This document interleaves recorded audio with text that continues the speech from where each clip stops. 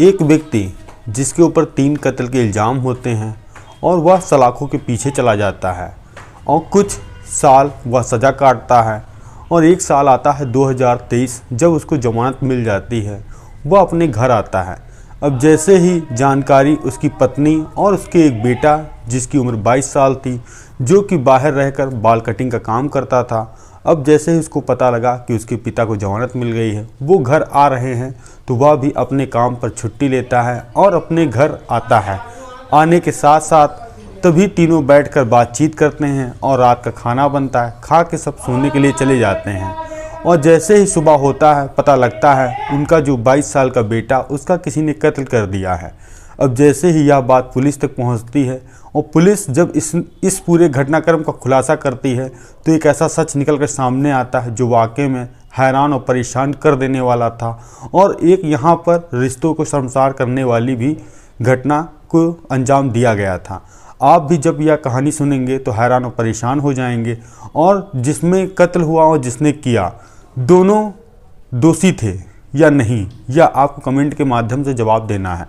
नमस्कार, मेरा नाम रवि है। मैं आशा उम्मीद करता हूँ आप लोग बहुत अच्छे होंगे, अपना बहुत बहुत ख्याल रख रहे होंगे। अगर आप लोग हमारे चैनल पर नए हों, सब्सक्राइब, बेल आइकन जरूर दबाएं, जैसा कि समाज में घट रही घटनाएं आप तक तुरंत पहुंचती रहें। यह सच्ची घटना चालू होती है उत्तर प्रदेश का एक ज़िला है बिजनौर, और बिजनौर के अंतर्गत एक गांव आता है जिसका नाम है हाजीपुर गांव।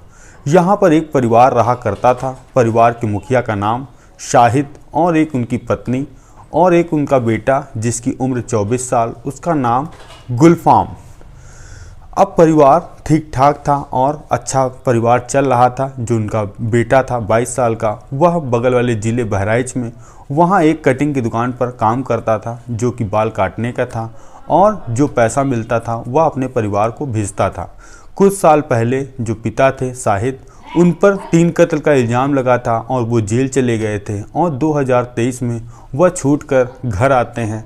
और जैसे ही यह बात उनके पुत्र को पता चलती है, बेटे को, तो वह बेटा भी अपने पिता से मिलने के लिए अपने घर बिजनौर आता है और वह तारीख थी 5 मार्च 2023।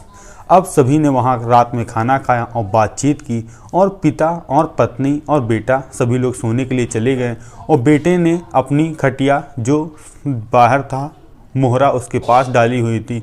और जब सुबह 4 मार्च 2023 सुबह 6 बजे तभी बेटा तेज तेज से चिल्लाने लगता है, कहता माँ मुझे बचा लो, मुझे किसी ने मार दिया है। अब जैसे ही यह बात माँ सुनती है, जो सो रही थी कमरे में, वो उठकर भागकर बाहर आती है, देखती है अपने बेटे को जो गुलफाम था, उसकी उम्र 22 साल थी, कि उसके गर्दन से मानो बहुत तेज़ धार में खून बह रहा है। ऐसा व्यतीत हो रहा है जैसे किसी ने धारदार किसी हथियार से उनके लड़के पर हमला किया है। अब जैसे ही पत्नी चिल्लाती है वहाँ पर, चिल्लाने के साथ साथ जब पड़ोसी वहाँ इकट्ठा होते हैं तो एक निजी वाहन से उसके बेटे को जो नज़दीक अस्पताल है वहाँ लेकर जाया जाता है। अब डॉक्टर उस बेटे को बचाने की सारी जद्दोजहद लगा रहे थे, ड्रेसिंग कर रहे थे, क्योंकि ब्लीडिंग रुक नहीं रही थी। ब्लीडिंग ना रुकने के कारण यह था जो उनकी गर्दन की नस थी वह कट गई थी। अब 1 से 1.5 घंटा डॉक्टर पूरा प्रयास करते हैं मगर उनके बेटे को बचाने में असफलता उनको मिलती है और जिसके कारण से उनके बेटे की मौत हो जाती है। और डॉक्टर जब वजह बताते हैं, कहते हैं आप लोगों ने थोड़ी देरी कर दी है जिसके कारण से इस बच्चे का ब्लड ज़्यादा बह गया है, जिसके कारण उसकी मौत हो गई है। अब वहीं पर जो व्यक्ति उनके घर के आसपास के लोग थे जो साथ में अस्पताल आए थे, वह वहीं पर पुलिस को फ़ोन करते हैं क्योंकि यह एक कत्ल का मामला था। अब जैसे ही जो बिजनौर थाने की पुलिस थी वह भी उसी मौका वारदात हॉस्पिटल में पहुंचती है और सबसे पूछताछ कर रही थी कि आखिर इनके बेटे का कत्ल किसने किया और ऐसी क्या वजह रही होगी। अब पुलिस के जो दरोगा थे वह पत्नी, जो शाहिद की पत्नी थी, उससे पूछताछ करते हैं कि आपके बेटे का कत्ल किसने किया। जो शाहिद की पत्नी थी वह एक ऐसा आरोप व्यक्ति पे लगाती है जो वाकई में हैरान और परेशान कर देने वाला था। तभी शाहिद की पत्नी कहती है यह कत्ल किसी और ने नहीं किया, मेरे पति शाहिद ने किया है। और जैसे ही पुलिस को यह बात पता चली कि एक पिता ने अपने बेटे का कत्ल किया और आखिर क्यों किया, ऐसी क्या वजह रही होगी, जब पुलिस ने वजह तलाशी तो वाकई में एक हैरान कर देने वाली थी। अब पत्नी के बताए आरोप पर जो पुलिस वाले थे उन्होंने मुकदमा दर्ज करके अब पति की तलाश ढूंढने के प्रयास किया। और ये भी पुलिस वालों को कहीं ना कहीं शक हो रहा था कि इतनी बड़ी वारदात उनके बेटे के साथ हो गई और उनका पति कहाँ पर है या उनका पिता कहाँ पर है, जो अभी तक आया नहीं है। अगर कोई छोटी सी भी बात होती है बच्चे के प्रति तो पिता उसका दौड़कर चाहे जिस हाल में हो वो पहुँचता है। और मगर यहाँ शाहिद कहीं कुछ दिखाई नहीं पड़ रहा है, क्योंकि शाम को तो वह साथ में खाना खाया, उसके बाद से वह गायब है। तो पुलिस वाले सारे मुखबिर फैलाते हैं और सारी जगह उस शाहिद को ढूंढने की तलाश करते हैं, चाहे वह बस स्टेशन हो या रेलवे स्टेशन हो। मगर 2 से 3 दिन बाद शाहिद को गिरफ्तार कर लिया जाता है। गिरफ्तार करने के बाद जो वहाँ का थाना है वहाँ पर लेकर शाहिद को पुलिस वाले जाते हैं और पूछताछ करते हैं। तो वह पहले तो जवाब में नहीं कहता है कि मैंने इस सब घटना को अंजाम नहीं दिया है और मेरा इससे दूर दूर तक कोई ताल्लुकात नहीं है, क्योंकि कहता है मैं खुद ही 3 कत्ल के मुकदमे में बंद था, मैं बहुत ही मशक्क़त के बाद मुझे जमानत मिली है, तो मैं ऐसा क्यों करूँगा। अब पुलिस वालों ने कहा तुम्हारी पत्नी ने ऐसा आरोप क्यों लगाया है कि तुमने अपने बेटे का कत्ल किया है। और जब पुलिस वाले अपना सख्त रवैया अपनाते हैं, जिसके बाद शाहिद टूटता है और तभी बताता है आज से 10 से 15 साल पहले जब मेरी शादी नहीं हुई थी तब मैं बहुत ही तेज़ तर्रार व्यक्ति था और जो मेरे दोस्त थे वह भी छोटी छोटी बातों पे दंगा फसाद कर देते थे और किसी अनजान व्यक्ति को मारने पीटने लगते थे और जब सारा दिन हम लोग दारू शराब पिया करते थे। अब जैसे ही यह बात मेरे घर वालों को पता चली तो उन्होंने मेरी शादी कर दी। शादी करने का घर वालों को उद्देश्य यही था कि जिसके बाद मैं सही हो जाऊंगा, इसके बाद मैं अपना परिवार संभालूंगा और बाकी कामकाज करूंगा। और तभी मेरी शादी होती। शादी के कुछ साल बाद मेरा एक बेटा होता है जिसका नाम रखते हैं गुलफाम।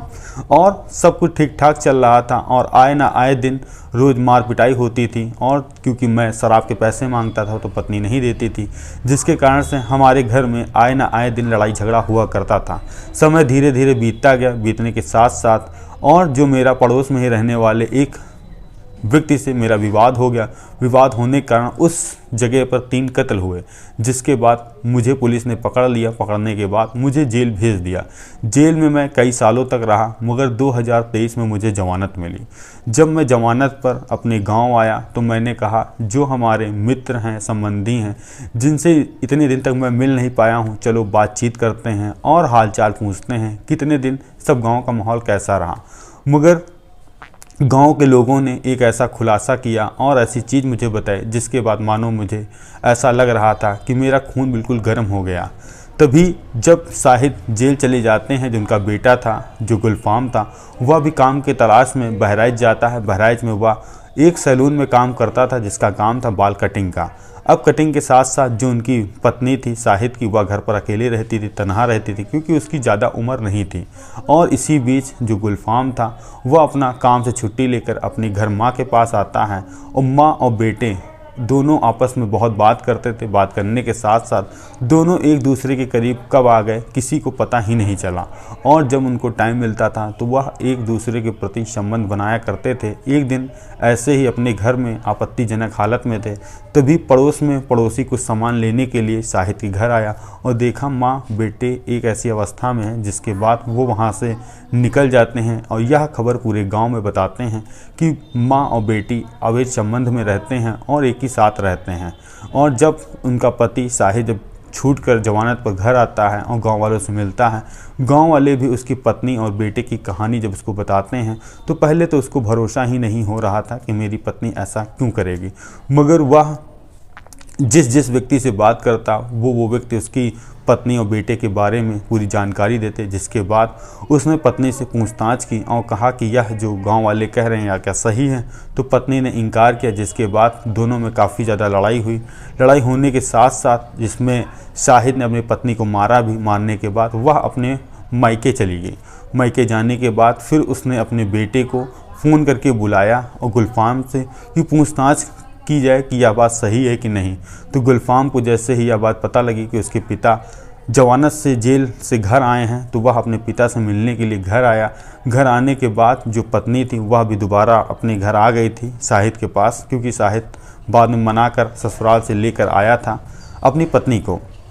अब बेटा और पत्नी शाम को खाना खाते हैं। खाना खाने के बाद जब दोनों एक ही साथ लेटने के लिए जाते हैं, तभी रात में जो शाहिद था अपने पिता से बेटे से कहता है कि तुम इतना गिर गए हो, तुम अपनी माँ के साथ संबंध बनाने लगे हो जिसकी जानकारी पूरे गांव में है।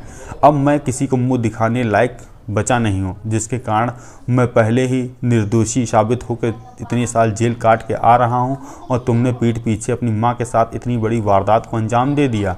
और तभी शाहिद गुलफाम के बीच काफ़ी वाद विवाद हुआ।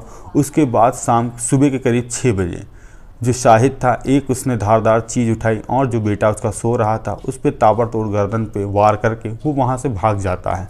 अब जैसे ही पुलिस को इस घटना के बारे में पता चला तो पुलिस वाले भी हैरान और परेशान कि एक अवैध संबंध के कारण एक पिता तो जेल गया ही गया और जो बेटा था वह भी ज़िंदगी से हाथ धो बैठा। अब जो उसकी माँ बची और उसको भी एक चीज़ ये सोचनी चाहिए थी, जो वह रिश्ता बना रही अपने बेटे के साथ वह बिल्कुल ही अवैध है और इंसानियत को शर्मसार करने वाला है। आप लोगों का इस कहानी में जो कुछ भी सुझाव हो इस कहानी में ज़रूर दें। मिलते हैं हम नई कहानी में नई शुरुआत के साथ। जय हिंद, जय भारत और अपना आप प्यार सपोर्ट जरूर बनाए रहें।